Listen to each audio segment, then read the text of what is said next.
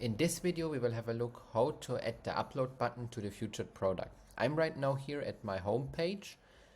I have already added the featured product here, and I will now show to you what you have to do to add the upload button there. So first of all, we have to open up our shop. We have to go to the current theme. We have to click to customize.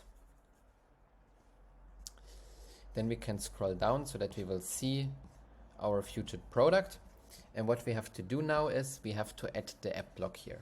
So on the left side menu, please search for the featured product tab which you have added, so this one. But you don't have to click on it, you just have to click on add block here in the very bottom of the featured product tab. I will do so. What I can do now is I can add now the upload field app here, so I will click that. Can wait a few seconds, it will be updated.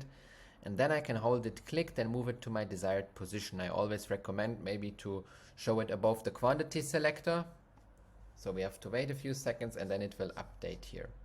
So the button will just show in the preview here if you already have added some fields. If you have not yet added fields, so you have not created any fields, then this will not be showing here.